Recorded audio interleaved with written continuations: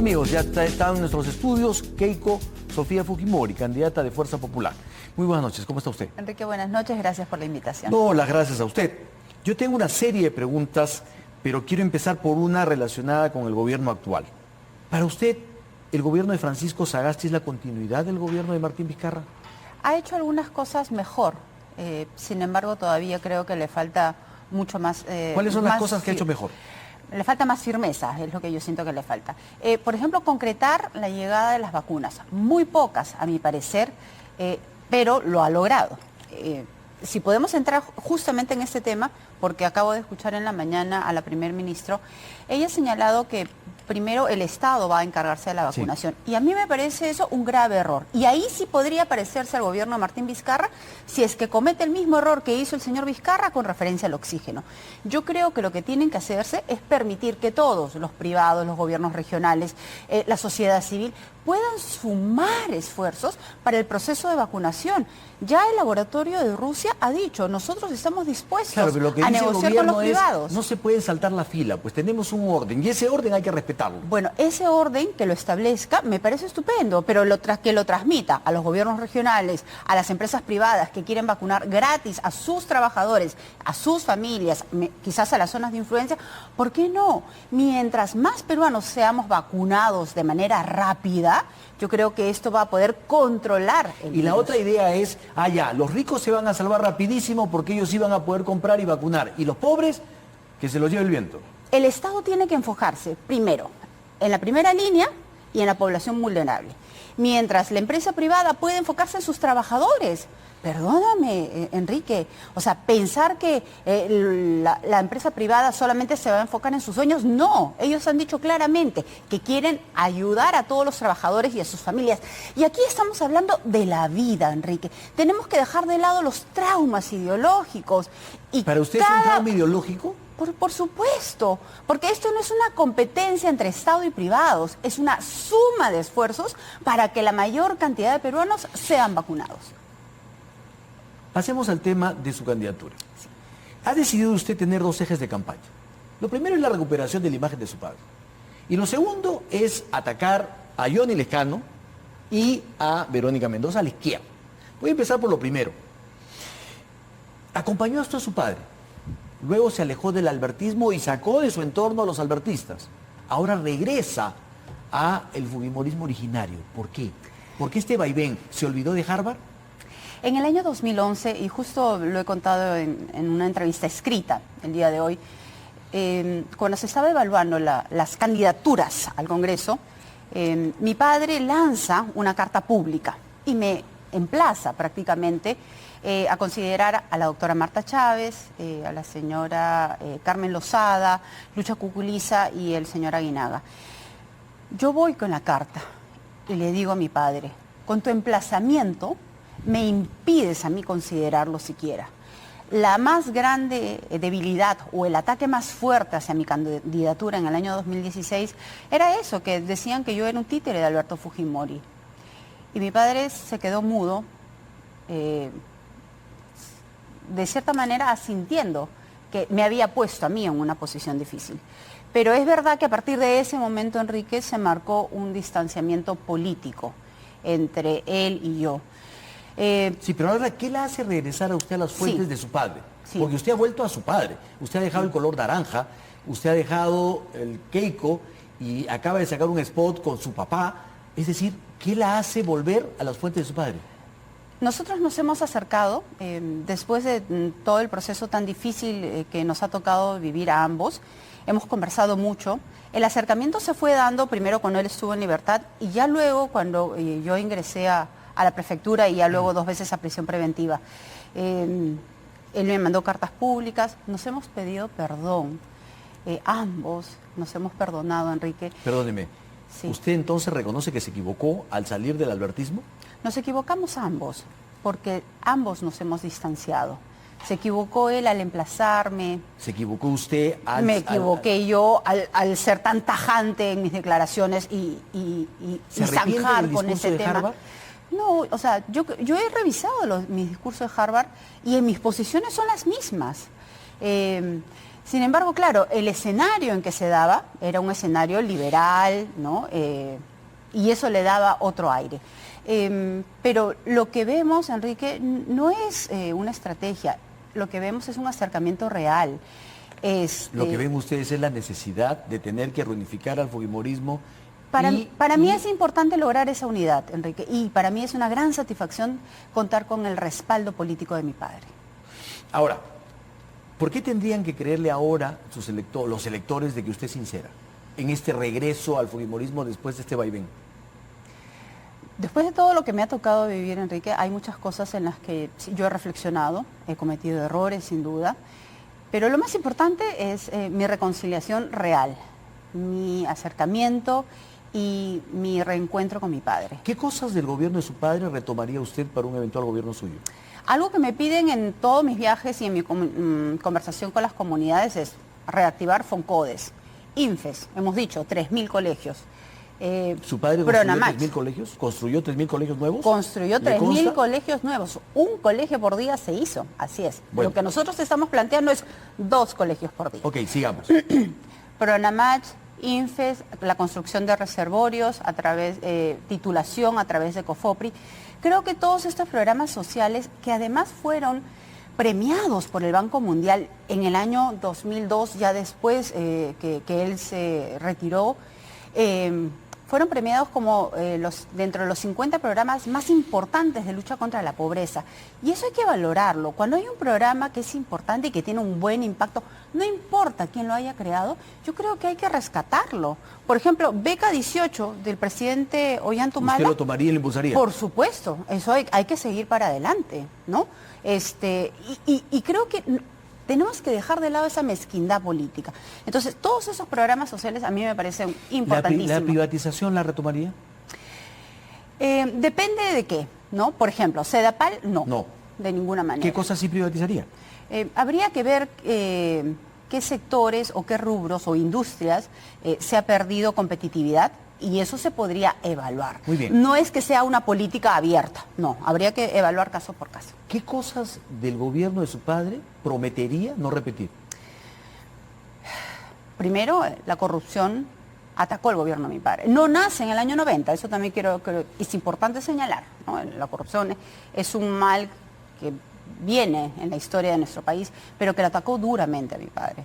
¿Su padre no participó de la corrupción? Mi padre no ha sido sentenciado por temas de corrupción. Y en el tema de Barrios Altos y Cantuta no han habido pruebas directamente contra él. ¿Qué otras cosas prometería no repetir? Yo he sido crítica al señalar que el 5 de abril fue una decisión de excepción e irrepetible. Pero la justifica. El escenario era una situación muy difícil, pero nunca lo haría. ¿Usted no lo haría? No. Porque Vizcarra también podría decir, sí, pues mi situación también era única, excepcional, y por eso decidí cerrar el Congreso.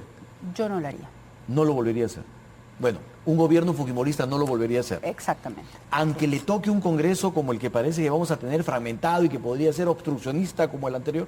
Aunque toque un Congreso fragmentado, tenemos todos la obligación de ponernos de acuerdo. ¿No tocaría una letra de la Constitución para hacer alguna reforma? Sí, y lo hemos planteado dentro del Plan de Rescate 2021. Creemos que es fundamental, por ejemplo, lograr una mejor reforma de la relación entre el Poder Ejecutivo y el Poder Legislativo. Esa relación en la que se planteaban cuestiones de confianza. ¿Eliminaría la cuestión de confianza? Y vacancia. No, lo que creo que hay que acotarla, hay que regularlas para que no se utilicen a cada rato. ¿Igual que la vacancia? Y, claro, y que tenga cierta exigencia para usar estos mecanismos constitucionales solo en caso necesario y no como armas políticas como hemos visto. ¿La parte de la incapacidad moral permanente? Creo que hay que definirla, porque al dejarla tan abierta, fíjese, la primera vacancia del señor Martín Vizcarra, a pesar de todo lo que se ha dicho y de la forma en cómo él ha actuado contra el Congreso, las especulaciones que Mecha Arauz dijo sobre mí, pero yo me opuse a su primera vacancia, porque yo consideraba que el sustento de las denuncias sobre el señor Richard Cisneros no eran suficientes. Entonces, pero en estos momentos la Constitución permite presentar una solicitud de vacancia por cualquier motivo, ¿no? Entonces, eso creo que hay que regular. Ahora, ya tiene usted un aliado en el indulto de su padre. Hoy día publica una entrevista a Julio Guzmán, Perú 21, donde Julio Guzmán dice que es posible indultar a su padre por temas humanitarios con un proceso de acuerdo a ley. Pero desde un sector siempre se ha reclamado que su padre pida perdón. Y usted ha hablado del indulto a su padre. ¿Usted le pediría a su padre que pida perdón? Él lo ha hecho. A su manera. Y si lo tuviera que volver a hacer, yo estoy segura que mi padre... ¿Usted se lo pediría? Sí, no tengo ningún problema. Yo he cambiado mi posición del indulto. Durante muchos años yo he luchado para que mi padre logre su libertad a través de los mecanismos legales, judiciales, constitucionales. Yo misma presenté un habeas corpus, presentamos con todos mis hermanos una solicitud de indulto al presidente Ollantumala. Sin embargo, yo creo que ya 13 años son suficientes. Y bueno, se tiene que evaluar todos los casos, seguir con todos los procedimientos, pero he anunciado, cuando me han hecho la pregunta, y prefiero ser sincera, de que yo sí, esta vez sí lo indultaría. ¿Lo hizo sinceramente o lo hizo porque eso le significa esa unidad del fujimorismo que ahora le conviene? Lo hice porque durante mis meses en prisión estuve evaluando muchas de las decisiones, posiciones políticas. ¿Le golpeó mucho la cárcel? Me hizo reflexionar bastante. ¿Le hizo ver una realidad que usted pensó que jamás pisaría? Pasé muchos momentos de dolor, de soledad. He leído mucho, he reflexionado, he escuchado. Y sí creo que hay muchas cosas que pudimos hacer mejor. ¿Por qué lo de la mano dura? ¿No suena autoritario? ¿O es que eso es lo que usted quiere proyectar? Porque en algún momento también en un test usted medio que se ha mostrado muy cercana al autoritarismo. Somos muy firmes y para nosotros mano dura significa eso, firmeza y absoluta convicción para implementar nuestro plan de gobierno. Estuvimos evaluando, ¿no?, si usar el concepto mano firme o mano dura, pero en el lenguaje coloquial peruano se dice pues mano dura, entonces ¿por qué no hacerlo? Mano dura no significa una dictadura, mano dura significa una democracia dura, que se haga respetar, que regrese el principio de autoridad. No es posible que se insulte a la policía, no es posible que se esté maltratando... La dureza es inflexibilidad. Que se esté maltratando a los que supervisan en la ATU. Y yo creo que se debe de devolver nuevamente ese principio y ese respeto a las autoridades. ¿Piensa usted que este Congreso es irresponsable, populista y electorero? Hay muchas cosas populistas que se han aprobado que no debieron hacerse. Por ejemplo... ¿Cree usted que este Congreso es peor que el anterior o el anterior fue peor que este? Bueno, de manera objetiva. Bueno, hay varias opiniones. Le pregunto su opinión, le pregunto la suya. Creo que las aprobaciones de las leyes populistas, cosa que no ocurrían en el Congreso mayoritario de Fuerza Popular, me hacen responder afirmativamente. Sin embargo, también yo he reconocido que el Congreso y la actitud de Fuerza Popular fue demasiado confrontacional. ¿En el anterior? En el anterior. ¿Está usted a favor o en contra? Y aquí empieza una serie de preguntas para unas respuestas casi monosílabas. ¿Está usted a favor o en contra de los topes a las tasas de interés? En contra, porque creo que el remedio puede ser peor que la enfermedad. ¿De la reforma de las AFPs? A favor. A favor. ¿Del proyecto Monte? En contra. En contra, claramente. Sí, porque creo que se debe salvaguardar las cuentas individuales. Eso es algo que es muy importante resaltar. Los ahorros de los peruanos es de cada uno de los ciudadanos. ¿Qué haría con la ONP? Reformarla, flexibilizarla un poco. ¿Pero mantenerla? Pero mantenerla. ¿Seguiría adelante con el aeropuerto de Chinchero? Lo revisaría. ¿No seguiría adelante en este momento? En estos momentos no. ¿Qué es lo que revisaría? ¿Qué cosa le parece mal? Hay muchos cuestionamientos, sobre todo con la posibilidad de los daños ambientales. ¿Se la jugaría por Tía María y Conga? De la mano con la población, sí. ¿Integraría Salud, Minsa y CIS? Previo a un trabajo técnico, probablemente. ¿Crearía más ministerios o los reduciría? Los mantendría en principio. Me parece demagógico que propongan reducirlos y luego no te puedan contestar qué harían con los trabajadores. ¿Propondría una línea aérea de bandera? No, de ninguna manera, y yo creo que hemos aprendido de los errores. ¿Crearía alguna empresa estratégica estatal? No. ¿No hay ningún sector que el Estado debería controlar empresarialmente? Yo pienso que no. ¿Apoyaría la propuesta de Johnny Lescano de declarar propiedad del Estado los minerales que se extraen del subsuelo? No, los minerales pertenecen al Estado. Lo que hay que hacer es que el Estado no sea indiferente. Tenemos que hacer una relación armónica, Estado, empresa privada y la comunidad. Y acá lo importante, Enrique, perdóname que profundice, es la priorización del agua. Eso es lo que genera el conflicto. Y el agua tiene que ser priorizado, primero para el consumo humano, segundo para la agricultura, la ganadería y en último lugar para las actividades extractistas. Y eso sí va a alcanzar. Lo que hay que hacer es que el Estado tiene que acercarse a la población y tener una actitud más proactiva y no mirar de costado, ¿no? En una reforma tributaria, ¿hay que subir o crear más impuestos? Yo creo que hay que flexibilizar ciertas cosas y promover la inversión. Necesitamos reactivar la economía. No crearía impuestos, ni los subiría. No te diría tajantemente que no. Yo creo que hay que evaluarlo, pero en estos momentos, en época de pandemia, en que la economía está tan mal, tenemos que generar incentivos para que se generen mayores inversiones. Muy bien, el otro eje de su campaña es contra Johnny Lescano y Verónica Mendoza. ¿Por qué? No son solamente con las personas, o sea, yo lo que he dicho es en contra de la izquierda radical y en contra del populismo. ¿Quién es la izquierda radical para usted? En estos momentos, quienes representan por su discurso, diría que Marco Arana, Verónica Mendoza. Y Johnny Lescano no. Johnny Lescano creo que entra en el rubro más del populismo. ¿Populismo que usted rechaza o populismo que también comparte Fuerza Popular? Populismo que rechazo. ¿No es Fuerza Popular una agrupación populista? No, nosotros actuamos con mucha responsabilidad, defendemos la Constitución, creemos que hay que modernizarla, por supuesto, defendemos la vida, la familia y todos los proyectos, sobre todo en los temas económicos, somos muy precavidos para salvaguardar este capítulo económico de la Constitución que tanta estabilidad y crecimiento ha traído a nuestro país. ¿Eutanasia no? ¿O el caso le ha hecho reflexionar el caso de Ana? Eutanasia no. No. Pero me solidarizo con el dolor de la señorita Ana Estrada. Estoy en contra de la resolución del Poder Judicial. La respeto, pero no estoy a favor de su contenido. Pero lo que sí me preocupa, Enrique, es que esto pueda generar una puerta y que se vaya a generalizar. Eso sí sería muy peligroso para nuestro país. Y entonces, ¿cómo es solidarizarse con Ana Estrada, pero a la vez decir no a la eutanasia? ¿O tiene usted la idea de que hay que luchar por la vida hasta el último momento? Sí, la vida se defiende desde la concepción hasta la muerte natural.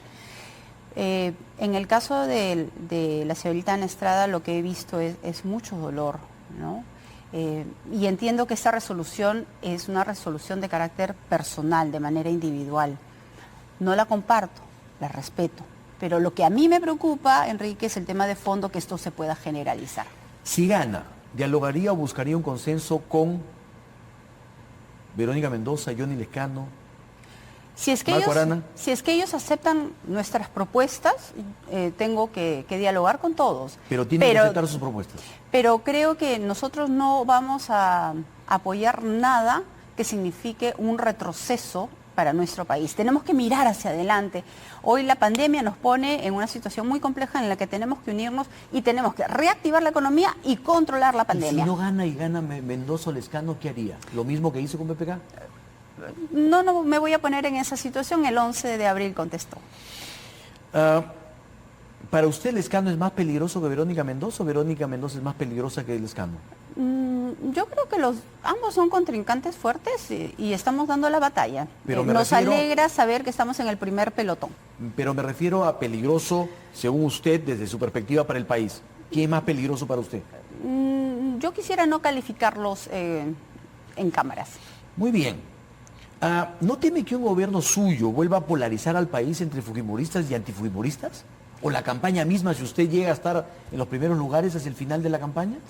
Toda campaña genera polarización, Enrique, entre fujimoristas, antifujimoristas, izquierdistas, derechistas. Bueno, hoy vemos incluso hasta hay una candidatura de extrema derecha, ¿no? Bastante radical. Y todo... ¿Que usted no comparte? Todo radicalismo hace daño. ¿No lo comparte? No, yo pienso que, por ejemplo, las frases que ha dicho el señor López Aliaga sobre Ana Estrada, sobre cómo suicidarse, me parece una falta de respeto y una falta de sensibilidad.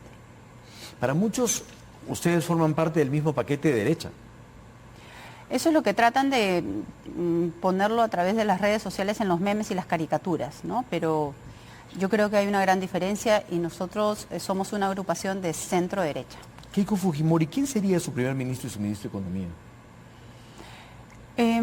Dentro del plan económico me acompaña Jorge Vaca, que ve el tema macroeconómico, y Nano Guerra García me acompaña para ver todo el tema del emprendedurismo.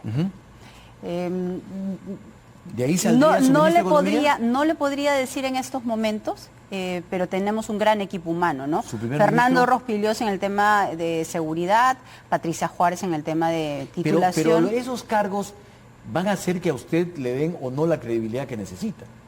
Sí, pero me parece un poquito prematuro en estos momentos anunciar un nombre. ¿Qué va a hacer con el caso Aguinaga? Lo que hemos señalado... es que van a esperar a que se emita un informe. Sí, porque en el informe preliminar que ha presentado el señor Carbone no figura su nombre. Entendemos que se está publicando los anexos. Y es más, uno de los congresistas de nuestro grupo político ha solicitado que se emita este informe público. ¿Pero no es más fácil para usted llamarlo a Alejandro Aguinaga y preguntarle y hablar con él y decidir? Él ha hecho sus descargos con el secretario general. Lo que tenemos que hacer es verificar y corroborar que su información sea real o no. Y de acuerdo a eso vamos a tomar una decisión. ¿Le satisface el informe Carbone? La verdad que sentimos que es incompleto porque falta el resto de nombres. Y él lo que ha dicho, nos corresponde esperar, es que faltan los anexos.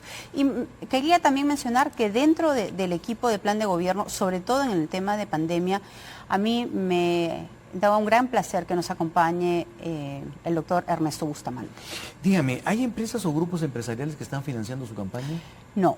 Nosotros, la parte de la pauta, la franja, como todo partido político, es financiamiento público, ¿no? Que hay, digamos, un monto fijo para todos los partidos vigentes y un adicional para los que tienen representación en el Congreso de la República.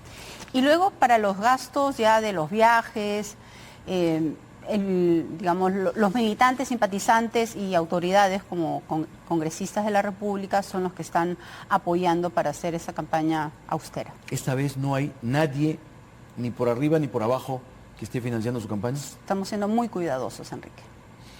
Yo no puedo preguntarle por los temas judiciales porque usted siempre responde que está en proceso y que no se pronuncia sobre eso. Tengo la recomendación expresa de la doctora Juliana Loza de Pero no sí emitir. puedo preguntarle si es que la presencia de su padre, que está en la cárcel, y los temas judiciales suyos no son una carga pesada y un pasivo muy fuerte para una campaña electoral. Bueno, las encuestas muestran que hay confianza de parte de la población. ¿Para usted eso basta?